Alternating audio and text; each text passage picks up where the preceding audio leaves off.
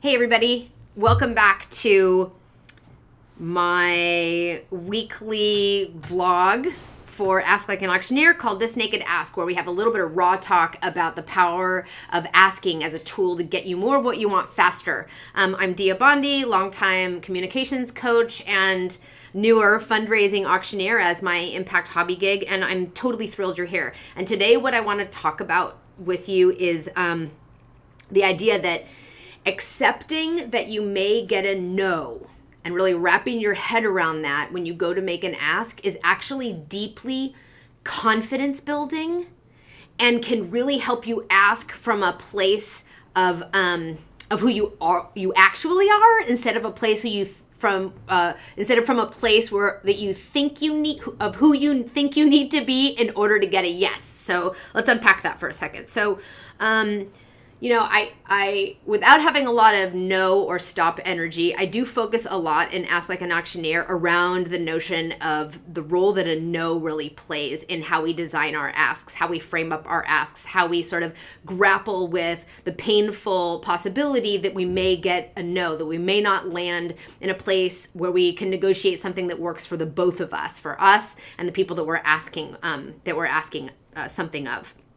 And what I've found in my coaching often is that when we go to ask for something that feels like a big one, something that might get a no, we're asking big enough and brave enough and bold enough that the potential for it to get batted away is present. I often, there's a lot of energy there, and then I often encounter this thing that happens that says, wow, if I ask, my coachees will say, well, if I ask for that, I don't want to be seen as, and then fill in the blank. I don't want to be seen as greedy or too ambitious or as a battle axe or as a bitch. Like pick the I don't want to be seen as fill in the blank, because there's a million different things that we spend our time trying to figure out what not to be or how not to be seen in order to get what we want. And that is deeply exhausting for you, deeply exhausting for me. But if we can stand in the place of like, okay, I may actually get a no to this super bold ask that actually is if I get a yes, or a yes that is very close to that big ask, it is going to have a meaningful and material difference in my career goals, my impact goals, my life goals. We can then feel into that and say, okay, if I focus on what does it mean for me if I get a no, and what am I willing to say yes to from a counter offer perspective, I may be coming from a place that is much more grounded instead of prioritizing a yes over what we really want. I thought a little bit earlier about this idea and wrote this down, that like when we do everything to get a yes, we can in order to avoid the pain of getting a no, we can prioritize a yes over ourselves. And that's when we start accepting things or avoiding even making asks. We start accepting things or avoiding asks that, we start accepting things that are in misalignment with what we really want and what really matters to us. And we start sort of slowly cutting ourselves down, rounding down our edges until our voice is teeny tiny. And we end up avoiding asks that are actually going to make a huge difference. So I want you to go for no. I want you to, if you have an ask that's sitting out there, whether it's asking for a raise or a new salary for a new role or whatever it is, I want you to spend some time with some friends that allow you to be as big as you possibly can be. The friends and colleagues in your life that say, yes, bring it. We're not scared of you. Say what you really want, and we're going to hold you really super high.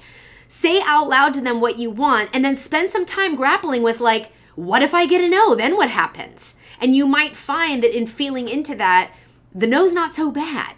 You find that there is life on the other side of the no. And there's also, while you're in the conversation about the thing that you want, you're holding on to, because you're not desperate for that yes, you're holding on to who you really are and and you can do that more easily when you work out for yourself how you will tolerate getting that no. So I want you to spend some time investing in. We all spend time investing in how am I going to get to a yes? That's where we spend most of our time. We ignore the pain of how am I going to deal with a no? And that is where actually we end up getting a lot of confidence and a big boost for the biggest asks that land us on a bigger yes if there's a yes in it. If inside of the potential of that ask there is actually a yes. Okay, so now I'm probably talking crazy talk, but I do want to invite you into this conversation around what is it for me to actually accept a no, and what does that mean for my goals, and what is my next move after that, so you have yourself a plan.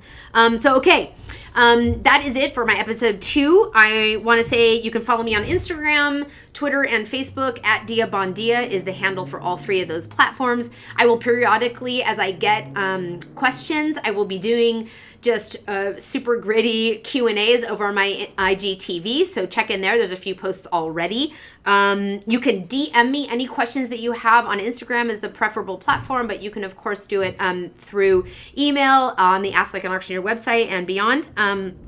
And if you want to get on my list for upcoming posts, new content, upcoming webinars, new offers that are coming online, there's going to be so much stuff in 2019 that'll be available for you to really get skillful and courageous about using asking as a success tool. You can go to asklikeanauctioneer.com and enroll there. Or if you're watching this on mobile, you can just text the word ask to the number 66866. Just text the word ask to 66866 and you'll be right on my list. And so my inquiry for you today is